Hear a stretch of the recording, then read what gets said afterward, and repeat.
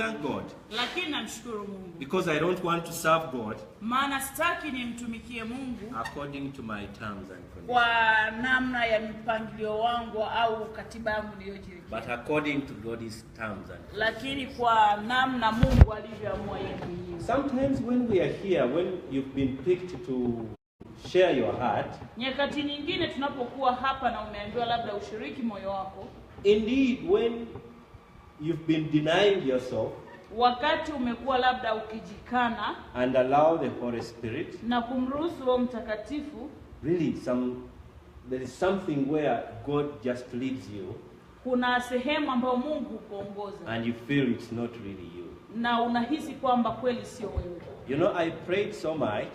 Unajua nimeomba sana for God to give me the gift of the Holy Spirit, ili Mungu anipe Roho Mtakatifu, to speak in tongues, kunena kwa lugha, because really I yearned for it. Ni kitu ambacho nilikuwa na shauku nacho sana. But up to now, lakini mpaka sasa I've not received it. Sijakipokea.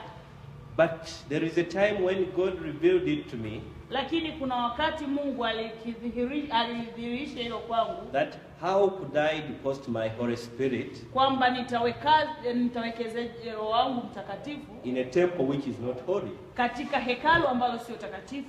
I'm the temple of the Lord. Mimi ni hekalu la Bwana. I'm the temple of the Holy Spirit. Mimi ni hekalu la Roho Mtakatifu. But God can only deposit it there. Lakini Mungu anaweza kumwekeza Roho Mtakatifu pale when I'm holy. Ninapokuwa mtakatifu. So I was not holy. Hivyo sikuwa mtakatifu. But claiming something which is holy. Lakini nilihitaji kitu ambacho ni kitakatifu. Are we together? Tunaelewana? You know, we have to really be realistic. Unajua tunatakiwa kuwa halisi kanisa. Are we together? Tuko pamoja. But today what I feel I want to share.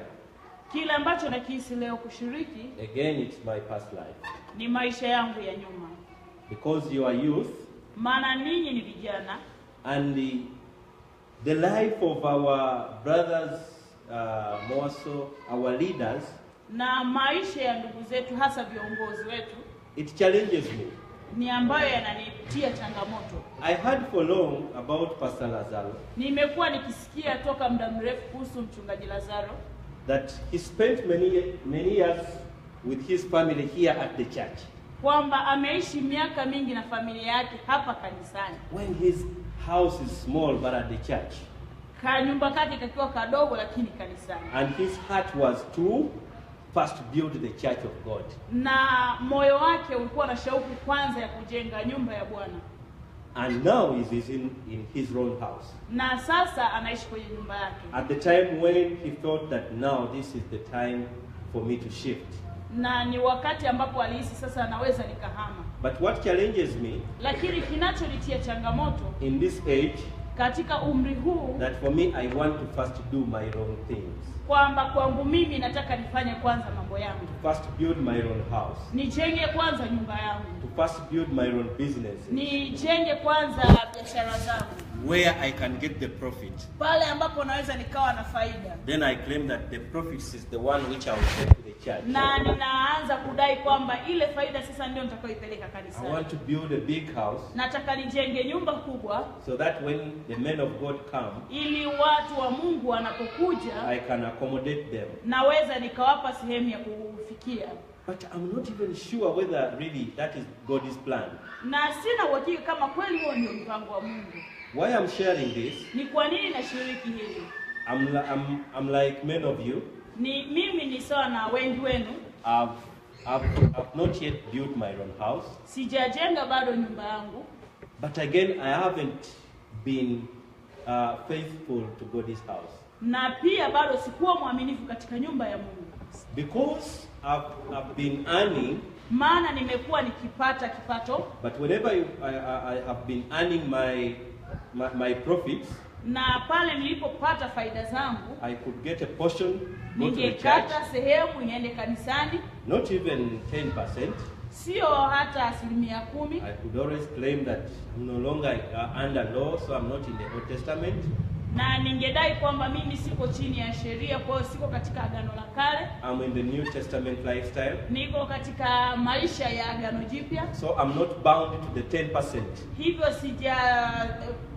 sina kizuizi cha kulazimisha kutoa ile 10%. So I could give more than 10%. Labda ningetoa zaidi ya 10%. Then the remainder, na kile kinachobaki I go to invest it for my own business. Ninaenda kuwekeza kwa ajili ya biashara zangu sasa. I buy my own cars. Nikanunua magari yangu. I buy established businesses. Ninaanzisha biashara. I buy my land. Ninanunua ardhi yangu. But let me tell you, church. Lakini ngoja niwaambieni kanisa. There isn't any business where I invested my money.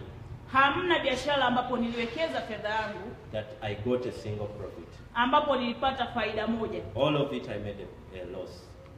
Kila sehemu niliyowekeza nilipata hasara. Yet they were brilliant ideas. Na ilikuwa ni shughuli ambazo zilikuwa na mawazo makubwa sana. I can confirm to you that by now, naweza nikawathibitishia kwamba kwa sasa I've so far lost more than 100 million.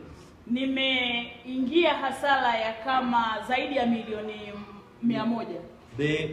Actually the most recent business which I had established, biashara ya hivi karibuni ambayo nilikuwa nimeianzisha, I had got an idea of a washing bay, car washing bay. Nilikuwa nimepata wazo la kuweka sehemu ya kuoshea magari. And in our country it's a booming business. Na kule nchini kwetu ni biashara ambayo inaendelea, inasikika sana. Because we are in the capital city. Maana tuko jijini. So I got a strategic plot of land. Hivyo nilipata eneo na nikapangilia. And we did the agreements with the owner. Na tukafanya makubaliano na mwenyewe. By the time when I had invested in 70 million, wakati nilipokuwa nimewekeza milioni 70, the owner terminated the contract. Mwenye ardhi akapangua ule mkataba. Before I washed even one car. Kabla hata sijaosha hata gari moja. I lost it. Nilipoteza. But even before, na hata kabla yake, I was always investing here and there. Nilikuwa nikiwekeza hapa na pale. And again I lost. Na nilipoteza. I bought my own land. Nilinunua ardhi yangu mwenyewe. From even a pastor. Kutoka kwa mchungaji. And I powered materials to start my own construction. Na nilipeleka pale vifaa kwa ajili ya kuanza ujenzi. But when we were beginning to start the construction, lakini tulipokuwa tunaanza ujenzi, when even the plan approvals have been done by the district, wakati ambapo halmashauri imeruhusu ule mpango wetu, we were stopped. Tulizuiliwa. That the issues of this land is in court. Kwamba masuala ya hii ardhi yako mahakamani. Up to now we have not yet done anything. Mpaka leo hatujafanya chochote. It is still in court. Iko mahakamani. Everything which I've been almost trying to do, invest in, where? Kila kitu nilichokuwa nikijaribu kuwekeza kufanya, I've lost. Nimepoteza. The cars which I've bought, magari niliyoyanunua, again they have been taking my money too much. Yamekuwa yakinigharimu sana. With mechanical problems. Kwa sababu ya utengenezaji. But till when? Lakini ni mpaka lini? The revelation of the Lord. Ufunuo wa Bwana. The revelation of the gospel. Ufunuo wa Injili came to my heart. Uliponijilia moyoni. That till when you deny yourself of everything. Kwamba ni mpaka lini utakuwa ukijikana. And invest your heart to the church. Ujikane na uwekeze maisha yako kanisani. Then everything I should leave it to the Lord. Na mengine yote nimwachie Bwana. Are we together? Tuko wote. For sure, towards the end of last year. Na hakika mwishoni mwa mwaka jana. When I made my profits in the business. Nilipokuwa nimepata faida yangu katika biashara. This time round. Wakati huo, I changed everything with my wife. Nilibadilisha kila kitu na mke wangu. That let's get a small part and we pay the rent of house rent. Kwamba tutafute sehemu ndogo tulipe kodi ya nyumba. And a small amount to pay the school fees of the children. Na sehemu ndogo ya kuweza kulipa ada ya watoto. And maybe the maintenance of us for 1 month or 2. Labda na akiba kwa ajili yetu binafsi kwa mwezi mmoja au miwili. Then we took everything to the church. Na tukachukua kiasi chote kilichokuwa kimebaki kanisani. The balance to the church. Yaani kile kiasi chote kilichobaki tukapeleka For kanisani. sure, it's the greatest joy and peace I've ever seen. Kwa ukweli ni hali ya furaha ya ajabu ambayo sijawahi kuipata. It could not come to me Haikunijilia mimi that God wanted me to deny myself kwamba Mungu ananitaka nijikane mwenyewe of the things of the world, kwa vitu vya dunia, because I was investing in the world. maana nilikuwa nikiwekeza katika dunia. And the more I invest in the world, Na nilivyozidi kuwekeza katika dunia, that's where my heart is. ndipo moyo wangu ulipo. Yet God wanted my heart to be in the church. Ili hali Mungu alitaka moyo wangu uwepo kanisani. Right now I can move freely Sasa hivi naweza nikatembea kwa because there uhuru, isn't any investment I've made in the world. maana hamna sehemu niliyowekeza katika dunia. I'm a free man. Mimi ni mtu niko huru. God knows it Mungu analijua from my incomes right now, kutokana na kile kipato changu sasa hivi, for how he will deal with me. jinsi atakavyo nishughulikia. All together. Tuko pamoja. And I know Na najua that even when time comes for me to construct my own house, kwamba wakati utakapofika wa Mungu mimi kujenga nyumba yangu mwenyewe, when it is God's time, utakapofika muda wa Mungu, no one will stop it. hamna atakayeweza kuzuia. It must be that many of us here, Yawezekana wengi wetu hapa, because we want our development as young people, kwa sababu tunataka maendeleo yetu kama vijana, because we are not in the world maana hatuko duniani, and we are not in the Old Testament, maana hatuko kwenye agano la kale, might think the way how I used to think. tunaweza tukawa tunafikiri kwa jinsi nilivyokuwa That nikifikiri, if I'm not giving like the 10%, kwamba kama stoi kama ilivyokuwa imeandikwa 10%, like how it was in the Old Testament, ilivyokuwa katika agano la but I kale, give a certain percent to the church, na anatoa kiasi fulani kanisani, then I'm free with the balance. hivyo niko huru na kile kilichobaki It's mine. ni cha kwangu. Are we together? Tuko pamoja. But not knowing Lakini hujui that we have, in everything we do, kwamba katika kila jambo tulifanyalo we have to be led by the Holy Spirit. tunatakiwa kuongozwa na Roho Mtakatifu. We cannot serve God Hatuwezi kumtumikia Mungu according to our terms and conditions, kulingana na taratibu zetu but tulizo, according to His terms and conditions. lakini tunamtumikia kutokana na mpango wake na maelekezo yake. And for us to be at such a position, Na kwetu sisi kufikia hapo, we have to be dead to the world, tunatakiwa tuifie dunia, to totally deny ourselves tujikane kabisa of what is ours, kuhusu vile vinavyotuhusu, and we serve God, na tumtumikie Mungu, because for Him He promises us in the scriptures maana kwake yeye ametuahidi katika baadhi ya vifungu that if you do my work, kwamba ukifanya kazi yangu I'll do yours. nitafanya ya kwamba. But for us, we want to serve Him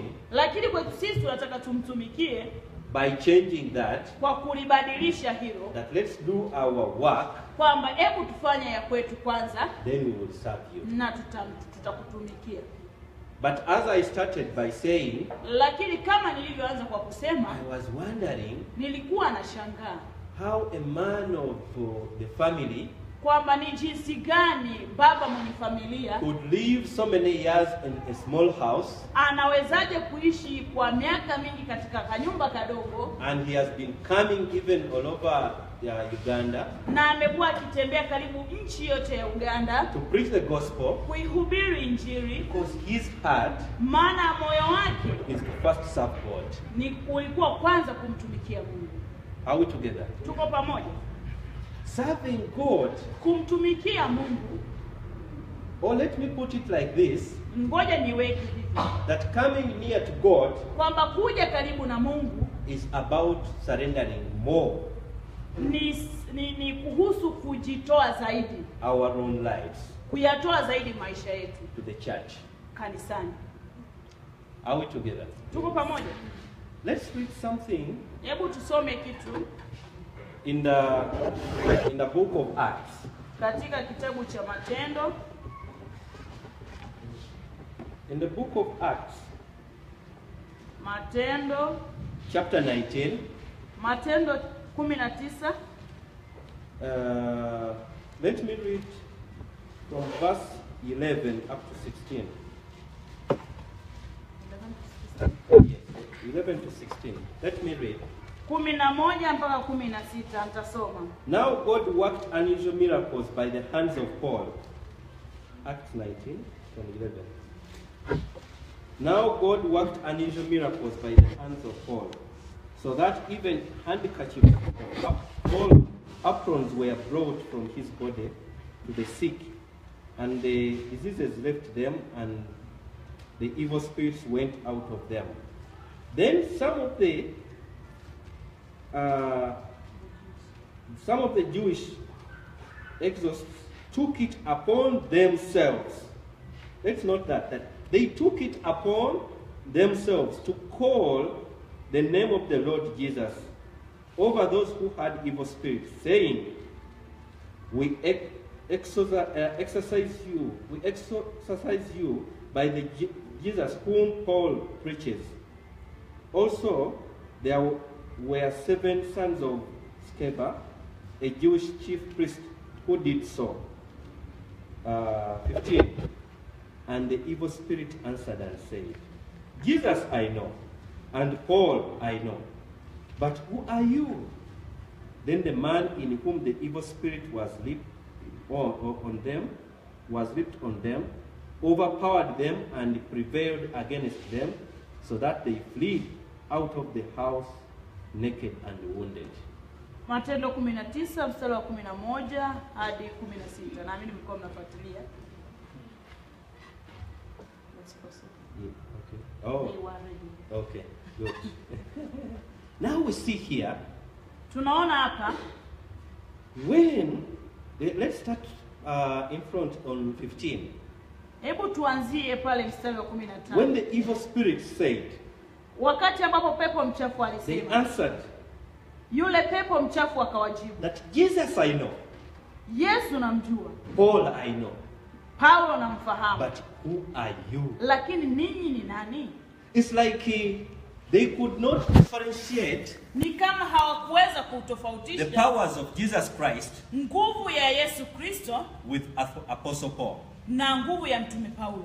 Now these men, the Bible says, they took it upon themselves. Na Biblia inasema ni kama walijichukulia yale. Upon themselves in the flesh. Walijichukulia kimwili. It's like copying and pasting. Ni kama vile unachukua sehemu fulani unahamishia upande. They gathered words from here and there. Walichukua maneno kutoka huku na kule. Which Jesus and Paul were using. Yale maneno ambayo Yesu na Paulo walikuwa wakiyatumia. Which Jesus used to the words which Jesus used, yale maneno ambayo Yesu alikuwa akiyatumia, and the way how they saw Paul, na jinsi walivyomuona Paulo casting out demons, akiyakemea mapepo, and they took it upon themselves, na wakayachukua yale kwa njia yao kimwili, not in the spirit, sio katika roho.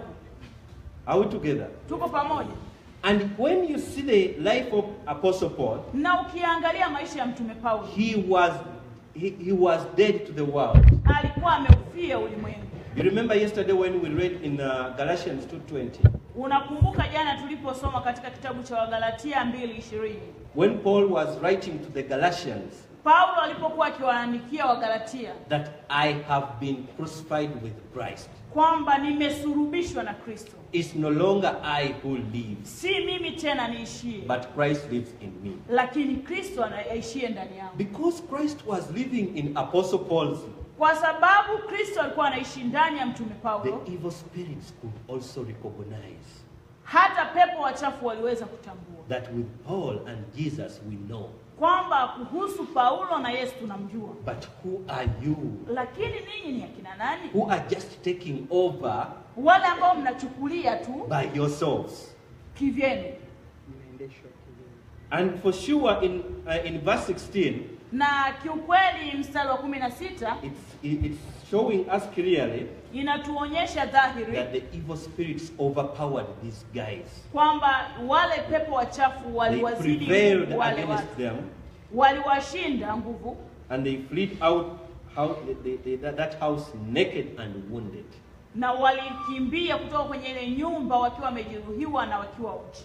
You know, when we fail to crucify, unajua tunaposhindwa kusulubisha, when we fail to carry our cross, tunapokuwa tumeshindwa kubeba msalaba wetu, When we fail to deny ourselves with the things of the world, tunapokuwa tumeshindwa kujikana na vitu vya duniani, when we fail to surrender to God, tunaposhindwa kujitoa kwa Mungu, and we take it ourselves, na tunajichukulia sisi wenyewe, we live in the flesh. tunaishi katika mwili. Are we together? Tuko pamoja? We are just so much of the flesh. Tuko sana katika mwili. We can serve God, Tunaweza tukawa tunamtumikia Mungu, being that we are in the church, kwamba tuko kanisani, our names everywhere in the church, majina yetu kila kona kanisani, but when we are in the flesh, lili hali tuko katika mwili, if we have not surrendered, kama hatujayatoa maisha yetu, if we have not denied, kama hatujajikana to the extent, kufikia hatua, and I think we can feel it. na nahisi tunaweza tukahisi moyoni. I don't know whether it has ever happened to one of us, Sijui kama ishamtokea mmoja wetu, when they call you over wanapokuwa wamekuita to come and pray for the sick, kumuombea labda mgonjwa, maybe is demon possessed, labda amepagawa na mapepo, and you feel like I need to call pastor. This is na ukahisi kwamba wakati huu siwezi, labda nimuite mchungaji. this might be too big for me. Hii inaweza ikawa ngumu sana kwangu. You feel it. Unaihisi. Are we together? Tuko pamoja? It's like you are not really spiritual enough, Ni kama vile haupo, yani haujakidhi kiroho, but you feel maybe pastor can. lakini unahisi kwamba mchungaji hapa anaweza, Because the flesh is ruling. maana mwili unatawala. Yet if you had denied yourself, Ili hali ungekuwa if I umejikana, had denied myself, kama ningekuwa I'm nimejikana, dead to the world. nimeufia ulimwengu, This evil spirit huyu roho mchafu could not really differentiate me with Christ. hawezi kunitofautisha mimi na Kristo, Because I've crucified my life. maana nimesurubisha maisha It's yangu. no longer I who live, Sio mimi tena niishie, but Christ lives in me. lakini Kristo aishie ndani yangu. You know why I like so much that verse? Unajua ni kwa nini napenda sana huo mstari? It's like it makes much meaning to me Ni kama vile unakuwa na maana zaidi kwangu to accept the gospel of the cross. kukubali injili ya msalaba. When really God told me Wakati ambapo Mungu that aliniambia unless when you reach at the level of Galatians 2:20, kwamba ni mpaka utakapokuwa umefikia hatua ya Wagalatia 2:20, that you'll never reach heaven. japo usipofanya hivyo hutofika mbinguni. That I have to crucify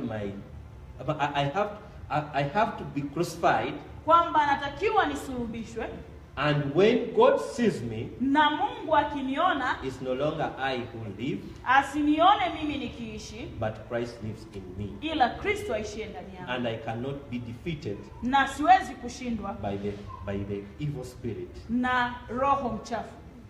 Are we together? Tuko pamoja? But the moment Lakini wakati I want to first do my own things, ninapotaka nifanye mambo yangu, I fail to serve God according to the way He ninashindwa wants. kumtumikia Mungu vile atakavyo. You know, when you read here in, let's read something in Haggai. Hebu tusome katika Hagai. Haggai is one of the prophets towards the New Testament. The third book of the New Testament. Yes. These people, when you read it in Haggai chapter 1, Hagai 1, when you read verse 2, it says, mstari wa "Thus pili. speaks the Lord of hosts, saying, these people say, the time has not come, the time that the Lord's house should be built." Bwana wa majeshi asema hivi, ya kwamba watu hawa husema, huu sio wakati utupasao kuja, huu sio wakati wa kujenga nyumba ya Bwana. They thought that it's not yet time, Walidhani kwamba muda mwafaka hujafika, and they took it over for themselves na walijichukulia wao wenyewe to first build their own houses. kujijengea kwanza majumba yao. And God asked them Na Mungu akawauliza that for you live in pounded houses, in good houses, kwamba ninyi mnaishi katika nyumba nzuri, and you leave the house of the Lord na mnaiacha nyumba ya Bwana to lie in ruins, iko katika hali ya to uharibifu, lie in a bad state. iko katika hali mbaya. Are we together? Tuko pamoja? Now we are the house of the Lord, Sisi ni jengo la Bwana, but we don't want to first deal lakini hatutaki kwanza kushughulika with the house of the Lord, na nyumba ya Bwana our hearts. ambayo ni mioyo then God will work in our lives ili Mungu aweze kushughulika katika maisha yetu in a miracle way, katika njia ya miujiza. All together. Tuko pamoja? We do so much tunafanya mengi sana for ourselves, kwa ajili yetu sisi wenyewe. to try for ourselves. Tunajaribu kwa ajili yetu sisi wenyewe. But we end up being, lakini tunaishia that we lose out. Tunapoteza. All together. You know, our eyes should be opened. Unajua macho yetu yanatakiwa yatiwe nuru. In the spirit. Kiroho. Let's read something in the Old Testament. There is 2 Kings. Tusome Wafalme wa Pili. There is a story here. Kuna kisa hapa. It is 2 Kings chapter 6. Wafalme wa Pili 6. Let me read. Hebu nitasoma. From verse 8. Kuanzia mstari wa 8. Now the king of Syria was making war against Israel, and he consulted with his servants, saying, my camp will be in such and such a place.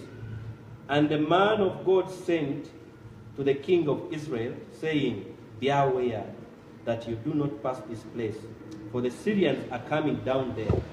Then the king of Israel sent someone to the place of which the man of God had told him. Thus he warned him, and he was watchful there, not just once or twice. Therefore, the heart of the king of Syria was greatly troubled by this thing, and he called his servants and said to them, will you not show me which of us is for the king of Israel? And one of his servants said, none, my lord, O king, but Elisha, the prophet who is in Israel, tells the king of Israel the words that you speak in your bedroom. So he said, go see where he is, and I may send and get him. And it was told him, saying, surely he is in Dothan. Therefore he sent horses and chariots and a great army there, and they came by night and surrounded the city. And when the servant of the man of God arose early and went out, there was an army surrounding the city with horses and chariots. And his servant said to him, alas, my master, what shall we do? So he answered, do not fear, for those who are with us are more than those who are with them.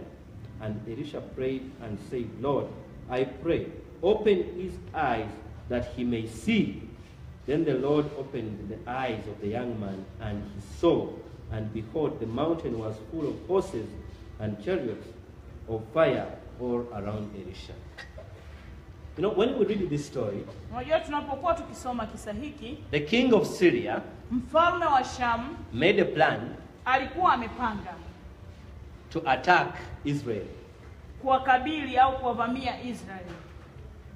But now we see here, lakini sasa tunaona hapa, he made the plans in his bedroom. Alifanya mpango huo chumbani kwake. But whenever he could make the plans alone, na wakati alipofanya hiyo mipango yake mwenyewe, the man of God, Elisha, the prophet, yule mtu wa Mungu ambaye ni Elisha, could know the heart of the king of Syria. Alikuwa na uwezo wa kubaini kwamba mfalme saizi anafikiria hivi. And he knew, na alijua which place now he has decided to attack. Kwamba ni sehemu gani sasa amepanga kuvamia. So he could warn the king of Israel. Hivyo alikuwa anamwonya mfalme wa Israeli. So it troubled him.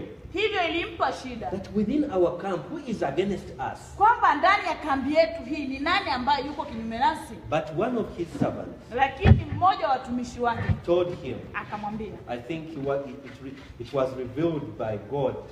Na mimi hili lilionyeshwa na Mungu kwake. That there is a man of God in Israel. Kwamba kuna mtu wa Mungu ndani ya Israeli. Who knows what you say in your bedroom. ambaye anajua kile unachokisema chumbani is mwako. the one who wants the king of Israel. Na yeye ndiye humkanya mfalme wa Israeli. Because whenever he wanted to attack, maana mara tu alipotaka kuwavamia, he could find the army of Israel alikuwa anakuta majeshi ya Israeli when they are well strategically located kwamba wameshajipanga kikamilifu in the place where he wanted to pass. maeneo yale ambayo alitaka apitie. So he could withdraw. Hivyo ilikuwa inamlazimu arudi. But when he decided that, okay, now my strategy is, Na sasa alipoamua kwamba sasa mpango wangu ni the huu, best way njia ambayo ni nzuri zaidi is to go and arrest kwamba sasa anaenda kumfunga Prophet Elisha, mtume Elisha, who is talking to the king of Israel. ambaye anazungumza na mfalme wa Israeli. Then everything of mine will be now done. Na sasa hapo mambo yangu yataenda shwari. In my heart I think, Ndani ya moyo wangu nahisi it can't be that God was revealing to Elisha kwamba Mungu alikuwa anayaonyesha haya kwa nabii Elisha, what used to happen in the bedroom of the king of Syria, kwamba kile kinachotokea katika chumba cha huyu mfalme wa Sham, that is going to attack the king of Israel, kwamba anaenda kuvamia mfalme wa Israeli, and God never revealed to him kwamba na Mungu hajamuonyesha yeye that now they are going to attack you. kwamba sasa wanakuja kukuteka. I don't think. Sidhani. But you will see here Lakini utaona hapa that when the king of when Prophet Elisha, kwamba wakati ambapo nabii Elisha, for him he was not bothered about the army of Syria coming to yani yeye him. halikumpa shida kuhusu jeshi la Sham kuja. He took his sleep. Alilala. The scriptures tells us Hivi vifungu vinatuambia that the army of Syria kwamba lile jeshi la Sham came at night. lilikuja usiku. And when the servant of Elisha waked up in the morning, Na mtumishi wa Elisha alipoamka he asubuhi, saw the army of Syria aliliona lile jeshi la Sham when it's too big. likiwa kubwa sana.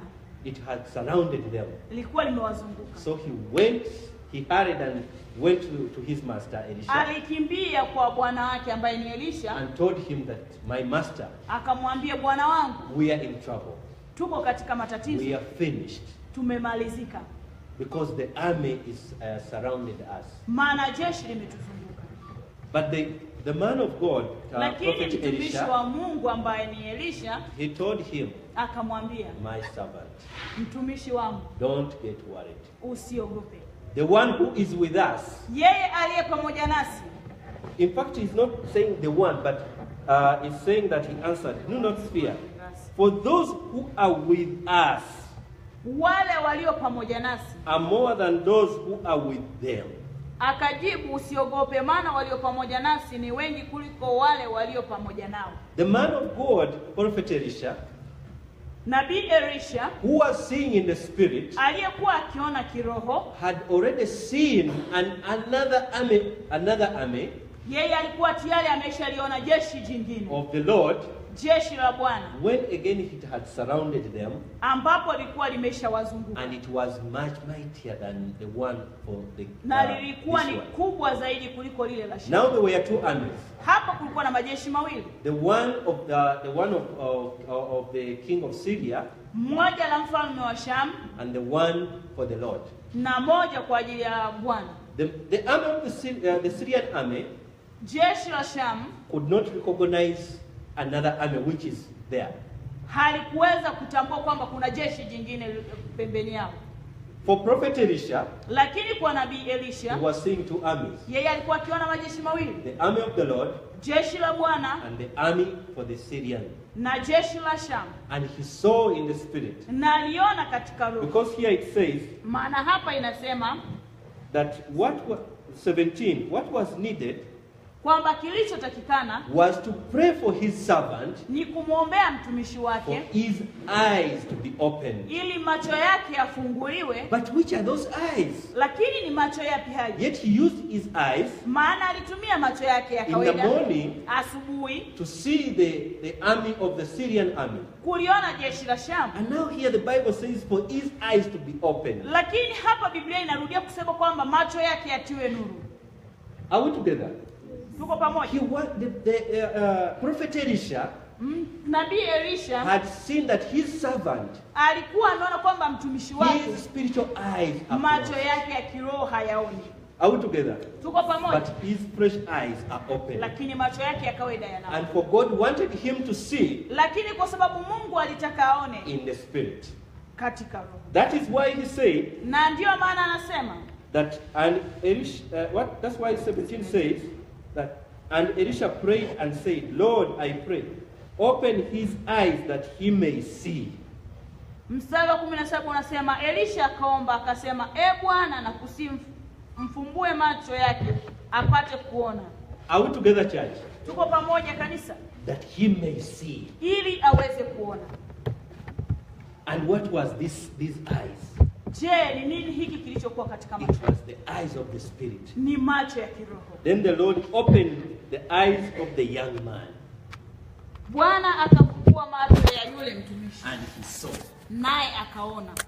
Are we together, church? Tuko pamoja kanisa? You know, it's very easy to serve God. Unajua ni rahisi sana kumtumikia This Mungu. servant had really served Elisha Unajua huyu mtumishi alikuwa amemtumikia sana Elisha in the flesh, lakini katika mwili, with the fresh eyes, katika macho yake ya kimwili, just as me I was, kama jinsi mimi nilivyokuwa, that I had served God kwamba nimekuwa nikimtumikia with my Mungu fresh eyes, kwa kutumia macho yangu haya the ya way nyama. I thought Nilivyofikiria that I served God. kwamba nilimtumikia Mungu, But till when lakini ni mpaka I decided to surrender nilipoamua kuyaachilia maisha yangu, everything, kuachilia and kila I kitu, denied myself kujikana with everything, na kila kitu, and put both of my feet in the church, na kuweka miguu yangu yote kanisani, then God opened my eyes. na ndipo Mungu alipoyafungua But macho yangu. before I was really just seeing with my natural eyes. Lakini kabla ya hapo nilikuwa naona kwa macho yangu haya ya nyama. And it's God who gave me this eyes. Na ni Mungu aliyenipa haya macho. But God didn't want me Lakini Mungu hakunitaka to use those natural eyes kuyatumia haya macho ya nyama to serve him. kumtumikia. Just as this servant Kama vile mtumishi had served his master alivyokuwa amemtumikia Elisha a long time. kwa muda mrefu sana. Are we together? Tuko pamoja? But when his spiritual eyes are closed, Ili hali macho yake ya kiroho. it was after Ilikuwa ni baada his master ya bwana yake realized kugundua that the eyes of this man is in the spirit, they are closed. kwamba macho yake ya kiroho yamefungwa. Because for me I see two armies, Maana kwangu mimi naona majeshi mawili, and for him he sees one army. lakini kwake yeye anaona jeshi moja. Are we together, church? Tuko pamoja kanisa? You know, always Unajua kila mara there will be situations kutakuwa na hali fulani which will reveal our spiritual state. kile ambacho kitadhihirisha hali zetu za kiroho. Are we together? Tuko pamoja? There will always be things in our midst us. Kutakuwa na vitu katikati yetu. Whether it's my brother, Inaweza kuwa ndugu yangu, and the way how I will handle the situation na jinsi nitakavyokabiliana na lile tatizo au ile will hali reveal much more in the spirit itadhihirisha zaidi kiroho before God, mbele za Mungu, before my brother, mbele za ndugu yangu, and even before God. na pia mbele za Mungu. It was after these armies, when they surrounded the prophet, Ni baada ya hili jeshi kumzunguka and huyu it was nabii, revealed to him na ilidhihirishwa kwake that there is need kwamba kuna uhitaji for you to pray for your servant, kumwombea mtumishi wake that his spiritual eyes are ili open. macho yake ya rohoni yatiwe nuru aone. Are we together, church? Tuko pamoja For kanisa? sure, when you go ahead here, Kwa kweli ukiendelea, then the Lord opened the eyes of the young man, and he saw. And behold, the mountain was full of horses and chariots of fire all around Elisha. Bwana akamfumbua macho yule mtumishi, naye akaona, na tazama, kile kilima kilikuwa kimejaa farasi na magari ya moto yaliyomzunguka Elisha pande zote. When his spiritual eyes were opened, Ila hii ilikuwa ni baada ya macho yake ya kiroho kutiwa that's nuru. when he could see in the spirit Hapo ndipo aliweza kuona kiroho that there was another army, kwamba kulikuwa na jeshi jingine much stronger, jeshi lilokuwa na nguvu zaidi, with chariots of fire, ambao lilikuwa na magari ya moto, again surrounded them. likiwa limewazunguka. Are we together, church? Tuko pamoja kanisa? When you go ahead on verse 18, ukiendelea mstari wa 18, that so when the Syrians came down to him, Elisha prayed to the Lord and said, strike these people, I pray, with blindness. And he struck them with blindness according to the word of Elisha. Na walipomtelemkia Elisha, akamwomba Bwana akasema, uwapige na kusi watu hawa kwa upofu. Akawapiga kwa upofu sawa sawa na neno la Elisha. For the army of the Syrian army, lile jeshi la Sham, it was just advancing. Yani lilikuwa linazidi kusogea. Because they thought that now we are done.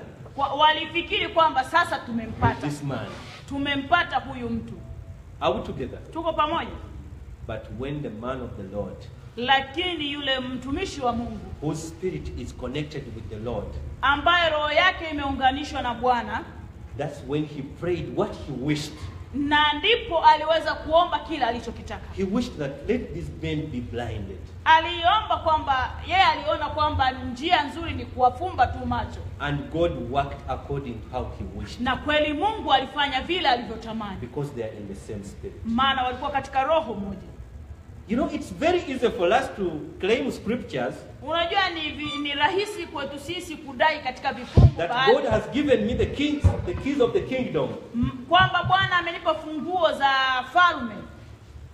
And it says that what I bind on earth is bound in heaven. What I na unasema kwamba kile nilichofunga ulimwenguni labda kimefungwa. And what I unbound on earth is also done in heaven. Na kile nilichokifungua ulimwenguni na mbinguni kimefunguliwa. And we just claim them in the flesh. Na tunaanza kuvidai hivyo katika mwili. But in what spirit are you? Lakini tunavidai hivi katika roho hii. Are you in the spirit with the Lord? Je, uko katika roho moja na Bwana?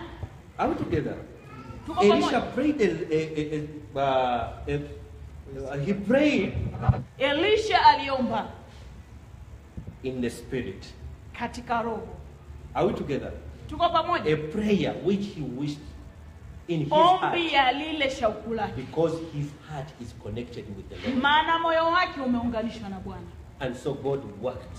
Na hivyo Bwana alifanya kama Elisha alivyo. Because God says. Maana Bwana anasema. Pray what you want. Omba ukitakacho. Ask what you want and I'll give you. Ebu ombeni mlitakalo. But how many times? Lakini mara ngapi? We've asked. Tumeomba. We have not received. Na hatujapokea. Out together. Tuko pamoja. We are asking things of the spirit. Tunaomba vitu vya kiroho. Yet we are in the flesh. Ili hali sisi tuko katika mwili. Out together. Tuko pamoja. And yet the only way. Na ili hali njia pekee. Now in the New Testament lifestyle. Katika maisha ya Agano Jipya. With the life of the gospel. Kuendana na maisha ya Injili. The gospel of the cross. Injili ya msalaba. Is for us. Ni kwetu sisi. To position ourselves. Kujiweka. In that position where Jesus said. Katika nafasi ambayo Yesu alisema. If anyone desires. Kwamba yeyote atakayetamani. To follow me. Kunifuata. Let him deny himself. Ni lazima ajikane mwenyewe. Take up his cross. Au bebe msalaba wake. And follow me. Na anifuate. That is the best position. Yani hiyo nafasi nzuri zaidi. If I can deny myself. Kama naweza kweli kujikana. Take up my cross. Ni ubebe msalaba wangu. Then I can follow him. Hivyo naweza nikamfuata. And he said that if you desire. Na kama anasema ukitaka. If you don't desire, just kama hutaki acha. It's not by law. Hakuna sheria hapo. Are we together, church? Tuko pamoja kanisa. Because for when you the way we have read here in the Second Kings. Maana kama tulivyosoma katika Wafalme wa Pili. It needed God. Ili muhitaji Mungu. To open the eyes of the young man. Kuyafungua macho ya yule kijana mtumishi. To see in the spirit. Kuona katika roho. Then he can know. Ili aweze kujua. That this battle is not yours. Kwamba hii vita sio yako. But it's mine. Ila ni ya kwangu. Are we together? Tuko pamoja. Somewhere in the Second Chronicles. Kuna sehemu fulani katika where God says. Mambo ya Nyakati. Second Chronicles. Mambo ya Nyakati wa Pili. Where God says that you don't need to fight in this battle. ambapo anasema kwamba hutakiwi kupigana hiyo vita. I've seen it. It's chapter 20. Mambo ya Nyakati wa Pili 20 verse 17. mstari wa 17. Second Chronicles chapter 20 verse 17 says, Mambo ya Nyakati wa Pili 20 mstari wa 17. Wasa? 17. 17. You will not need to fight in this battle. Position yourselves and stand still. Position yourselves, stand still, and see the salvation of the Lord, who is with you. O Judah and Jerusalem, do not fear or be dismayed. Tomorrow go out against them, for the Lord is with you. Hamtahitaji kupigana vita, jipangeni, simameni, mkaone wokovu wa Bwana ulio pamoja nanyi. Enyi Yuda na Yerusalemu, msiogope wala msifadhaike.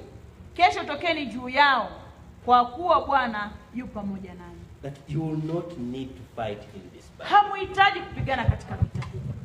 But position yourselves. Ila jipangeni.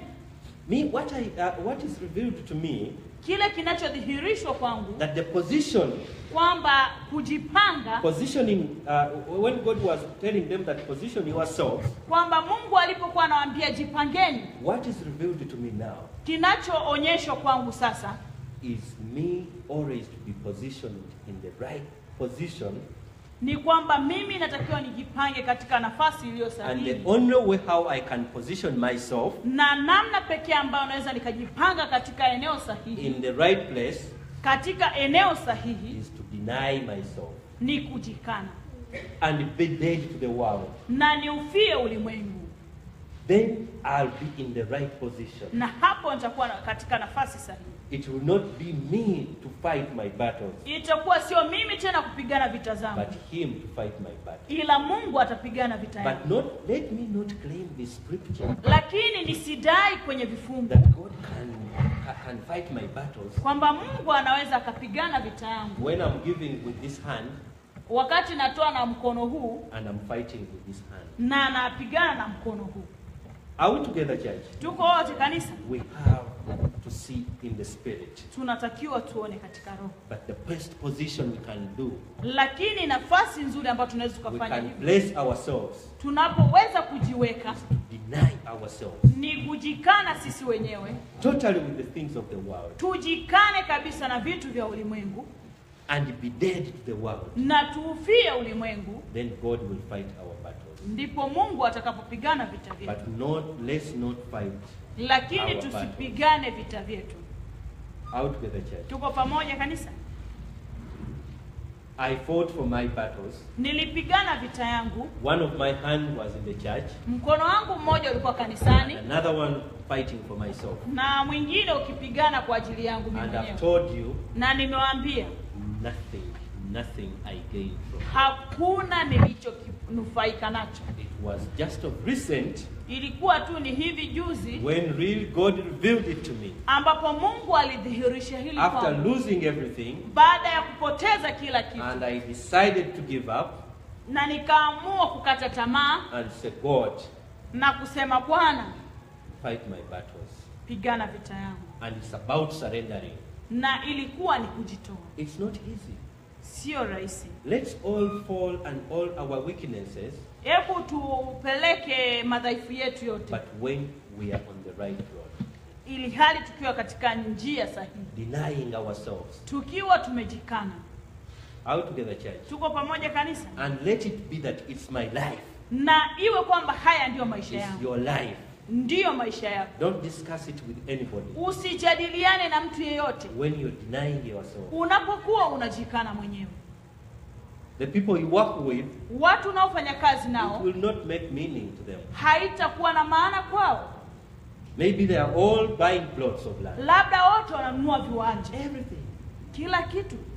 But as for you, lakini kwako wewe, you've been separated, umetenganishwa nao, from the world, kutokana na dunia. And God wants to build your heart, na Mungu anataka kujenga moyo wako in the spirit, kiroho. And in the only way, na njia pekee, is for you to surrender ni kwako wewe kujitoa everything kutoa kila kitu and leave the battle for him. na uache vita kwa ajili yake. Even if I will not build the castle which I had drawn in the plan, Hata kama sitajenga ikulu niliyokuwa nimeipanga mimi mwenyewe, but the small house which God will give me, lakini ile nyumba ndogo nitakayokuwa nimepewa, I rather be happy in it in the spirit, ni vizuri nikawa na furaha ndani hako ka nyumba kadogo kiroho, and I inherit the kingdom, na nirithi ufalme, than building a big one, ila nisijenge nyumba kubwa which I claimed ambao niliidai that I want the men of God, when they come, they sleep here. kwamba nataka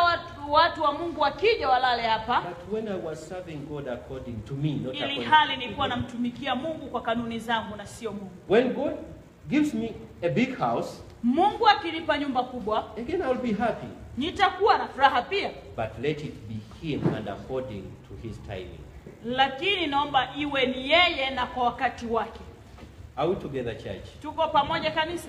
I realized Nikaja kugundua how it has been if at all I had denied myself with the things of the world, kwamba ningekuwa nimejikana na vitu vya duniani, that right now kwamba sasa we hivi would be that we are having even a church building. kwamba tungekuwa tayari na jengo la kanisa, But it's just of recent, kwamba ni hivi karibuni when I decided to put aside everything, nilipoamua kuweka vitu vingine vyote then take kando everything to the church, na nipeleke kila kitu that at kanisani, least now, kwamba kiasi fulani kwa sasa together with the church and other members, pamoja na kanisa na washirika wengine, that now we are able to look for the church land because we have something. kwamba sasa tunaweza kutafuta kiwanja kwa ajili ya kanisa maana tuna kitu. But before it was not possible. Lakini mwanzo haikuwa rahisi. Are we together, church? Tuko pamoja kanisa? The power of surrendering everything Ile nguvu ya kutoa kila kitu is the best position how we can come closer to God ni nafasi nzuri zaidi ambayo tunaweza katupeleka karibu na and Mungu serve Him in the Spirit. na tukamtumikia katika He roho. will open doors for us. Atafungua milango kwa ajili He yetu. will fight our battles. Atapigana vita vyetu. Are we together? Tuko pamoja? But let's not serve Him Lakini tusimtumikie with our natural eyes. kwa macho yetu ya kimwili. He wants us to serve Him Anataka tumtumikie with our spiritual eyes. kwa macho yetu ya kiroho. And it can only be done Na inawezekana tu if we surrender to the things of the world. kama tutaachilia vitu vya duniani. When we surrender everything, Tutakapoachilia vitu vyote, then the Spirit of the Lord na hapo roho wa Mungu will be built in us. atajengwa ndani yetu. May God bless you. Mungu awabariki.